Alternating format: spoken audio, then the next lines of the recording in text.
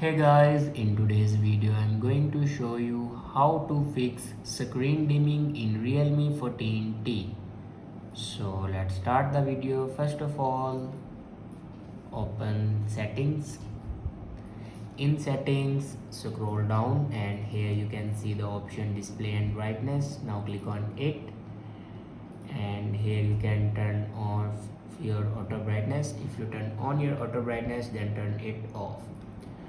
And then check your dark mode. If you turn on your dark mode, then turn it off. After turn off your dark mode, then go back to your home screen and restart your device. For restart your device, press and hold power button and then swipe up to restart your device. After doing these steps, your problem will be fixed.